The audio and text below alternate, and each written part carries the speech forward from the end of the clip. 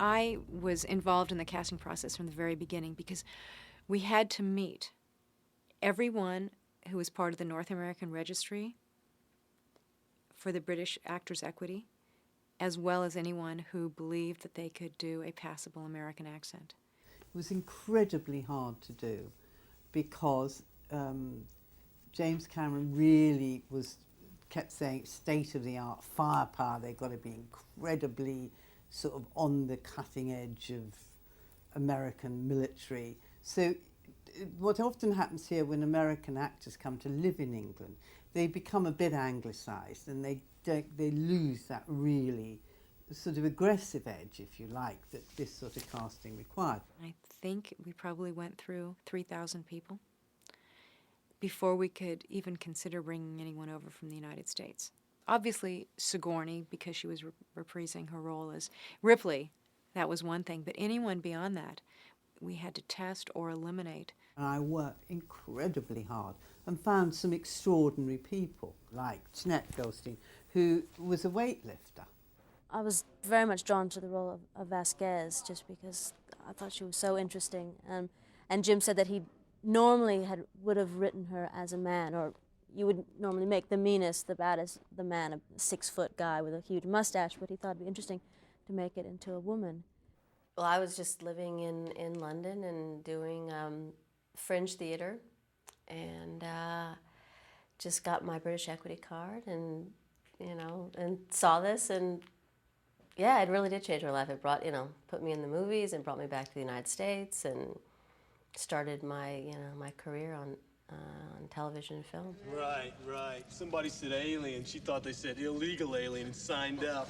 No, that line in the script was in the script and had nothing to do about how I came. I mean, I just came wrong in that most of the actresses had come, wearing fatigues and army boots, and I came, looking really nice and feminine and with my hair down and lipstick, so. I'd lived in England, went there when I was 17 years old, ostensibly just to do a junior abroad program while I was in college, but ended up living there and training as an actor. Oftentimes it takes, quite a few hours to digest all the details of a script, but this was just like a great novel, a page-turner, and I was just wowed. And that's pretty much all I could talk about when I met James Cameron and Gail Ann Hurd was to say, what an amazing script. Carrie Henn was part of an enormous search to find the character of Newt. Sarah Jackson went everywhere and auditioned kids at schools, and it was difficult, especially to find a little girl who could do anything that would sound like an American accent. Carrie had no acting experience. Her father was stationed at RAF Lakenheath. He was an American, mother's English, and she had never even acted in a school play before. Well, I was eating lunch, and Sarah Jackson, the casting director, was taking photos of all these young children. And she took my photo, and they had me try out for an audition. I had never done anything before, never even acted in a school play or anything like that. I just happened to get picked for the job. My parents talked to me, and we thought, oh, it's just for an extra part, nothing too big. And they called and asked if I'd like to try out. We found that the children who had a great deal of acting experience had mostly acted in commercials. And whenever they delivered a line, they'd smile at the end. And it was so inappropriate for this girl who's really suffering from traumatic stress to smile every time she delivered a line. And Carrie had none of that conditioning, so she was perfect. And they just kept calling me back and calling me back. And they called up and said, you had the part, and kind of an interesting story. Not very many people can say that. I basically rode in on Carrie's coattails. James Cameron had me go in for the audition for the part of the scene that got cut out with us, and I just kind of read, so she had someone to read with, and then later on they just asked me if I would like the part, and who's going to turn down a part in a movie, It was weeks and weeks of meeting with everyone, and we found quite a few of the cast members in England, and there were just a few that we couldn't find. And that's how we ended up bringing people that we had worked with before over to co-star in the film. I've seen a lot of the best android characterizations around. I mean, there's been Holmes, and there's been Blade Runner, and there's been, a lot of, there's even been Metropolis, right? All those different shows. And they're hard acts to follow. I mean, all of them are very good, So I had to dump them right away. I met with Jim on it, and Gail Hurd was there, and I had to audition for it. But I made a connection with that movie, and I really was trying to play myself when I was 12 years old, that emotional life of a 12-year-old, and I come from a slightly abusive childhood, so when adults were like kind of giving me a rough time, I would look at them and say, well, I'm going to outlive you, so I got to have a little pity on you, so I'm not, they didn't get to me that deep because I knew that, and in a lot of ways, Bishop was like that. And I thought, that's what I want to bring to the movie. I always over-prepare, I go through a period when I'm going to do a movie where I call it gathering, and you start going on every impulse, because why do I want to stop any of them? And I went out and had these sclerals made for my eyes that had 2 pupils in each eye. And I remember Jim and I having a lot of conversations on the phone. He was in London already prepping the movie, and he called me once and he said, I'm not sure how to introduce your character. He said, maybe you have the thrumming of the ship and everybody else is in stasis, and maybe this Bishop is just wandering endlessly through the ship. And he called me back a week later and he said, no, you remember that game with the knife between the fingers? I said, what if he did that? That's the intro, you'll know. And so I practiced for a month. I mean, I split the tops of my fingers, learning how to really go fast. And I got every knife you can imagine. I got ones that open, and I got throwing knives and all these knives. So when I got there, I was ready. I've known Jim for a few years. I actually was his set decorator on a film about 4 years ago. That's how we met. And when he came along to do Terminator, I was doing more acting then. He got me to do a small part in that. It's hard to audition for people because you have no mystique with them. They know. But I read the script over the 4th of July weekend, and I thought, man, this is great. This is a great part. I remember Jim handed me like a mailing tube for a poster and told me that was my pulse rifle and gave me some direction. I read the scene. Then he gave me some direction. I read the scene again, and then that was it. And I left thinking I'd probably overdone it. I'd probably overacted, and I'd probably never hear from him. And kind of bummed me out. I mean, I thought I was right for the part. And then I got back to California. Weird Science came out, and I got a call from Hildy Gottlieb, my agent at the time, and she says, what do you call a ball that's out? And I go, left field? She goes, yeah, left field. Well, Jim Cameron's going to be calling you in 5 minutes from London. He's just cast you to play Hudson in Aliens. And I couldn't believe it. I remember right where I was in my kitchen in my apartment in Venice. And I think when I hung up the phone, I think everybody in Venice knew I'd gotten the part. And then Jim called me. I guess it was about 10 o'clock at night there. And he said, hey, I'm really excited. And I just didn't want to say anything so that he would change his mind. And 2 weeks later, I was on my way to London. This was a tremendous role for Bill, and I think one of the most memorable in the film.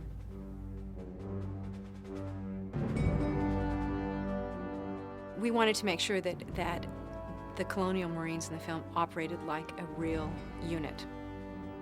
That's the kind of thing that you can't just fake. Jim Cameron got together these special forces guys that not only trained us rigorously in maneuvers, so we looked like soldiers, but we did it as a team too.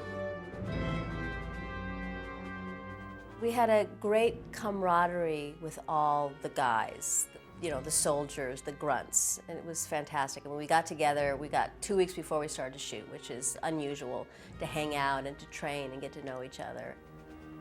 They were all bonding together to make them seem more like a group, the Marines.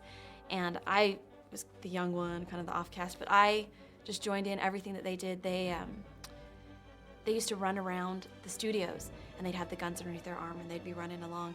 And I wanted to be involved, so I'd grab my Cabbage Patch Kid, and I'd run behind them. And I really just wanted to be kind of a part of the whole set, and they really made me feel like I was a part of it. Al Matthews was actually, I believe, experienced in the military, and he was terrific. But we hired people who trained the entire team as a unit, and it was pretty grueling. It was physical. They went through maneuvers, they went through drills, and Al was their sergeant. And because he had experience actually in the military, he was pretty believable, and I think relished the role. I would like to think that I was hired because I do my job as an actor. But the reality is that because of my military experience, I'm also here. And I think we've done a good job, but we've got a lot of actors here who've, never seen a weapon before in their life. And they're handling it well. I mean, I have to put the boot in every now and then, but that's how it goes. We had an actual physical fitness routine for them from 8:30 in the morning until 5 o'clock at night. And they were running, weightlifting, calisthenics. Run us through drills and teach us how to salute and all of that kind of stuff, and to march with all this heavy equipment. And so we ran around the sculptured gardens at Pinewood, very incongruous, all these sort of lovely little hedges and things were going, woo, woo, woo, It was really kind of silly, but it was good. It was really good. And the salting stairwells. We did deployment exercises and stuff like that, and we beat up this equipment pretty good. We did it for a few weeks. We learned about how to cover people and how to, just so you knew what you were doing, and it looked like you knew what you were doing, soldiering instead of acting soldiering. The emotional feelings that they are transmitting all the time. We found that it came over very strongly after a couple of weeks.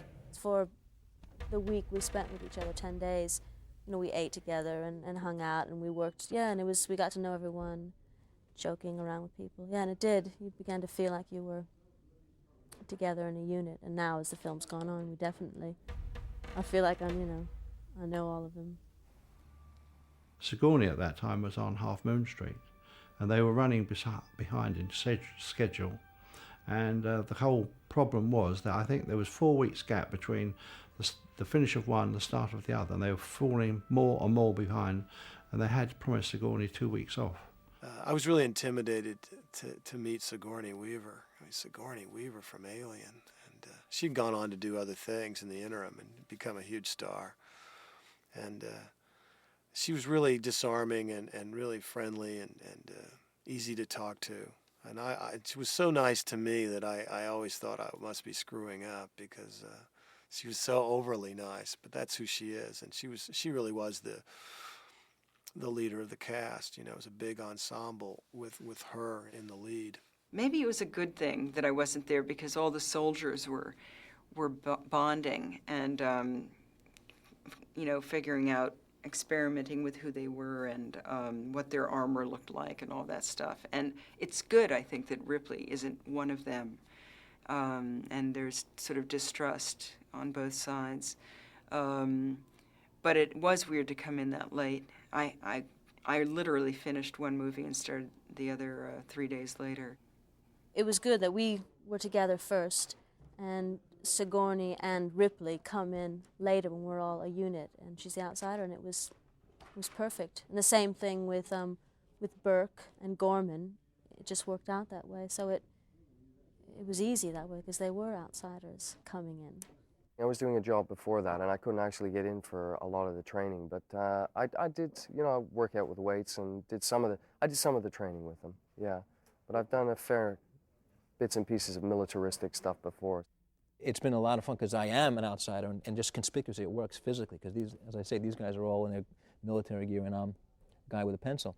So I look at them and I look blazingly inappropriate. And someone told me that the other day, someone asked them why I had been here so long and hadn't worked yet, because they were just walking by the set and they saw everybody in their uniform, and here was I wearing a flannel shirt and a vest. And they said, and not only that, but why is he standing in the shot? He's holding up everything. Jim was very open in allowing us to develop our characters. I mean, we had a couple of days where we actually did all the dressing of our weapons and painted our little, idiosyncratic bits of stuff on. I mean, I think my gun the background here. I called it my bitch. I mean, all the stuff, the bones hanging off my hat. Jim had a bunch of stuff on a table, not put together in any specific way, and he just said, have at it, guys. And he left us for 4 or 5 hours, and we had a ball. I put my girlfriend's name on there. It was Louise. And then I think I had kind of like some kind of a Japanese kind of a love knot. And actually, I didn't paint that stuff on. I kind of drew it, and then Terry English, the armor, had all the stuff laid on and painted on. I think I had something on the back that said something like "dispose of properly," or one of those "do not rupture contents under pressure." You know, we had a lot of in jokes like that.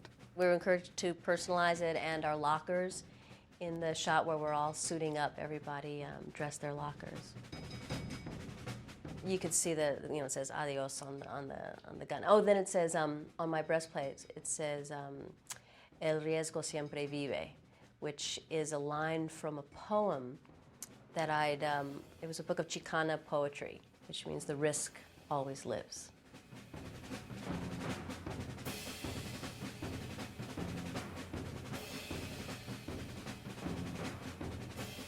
Then we were running around being fitted with this armor that was all custom made for us. And I remember Jim had me all suited up in the armor, and he wanted to see just how rugged, how durable it was. So he said, why don't you run down that hallway and just slide into that wall?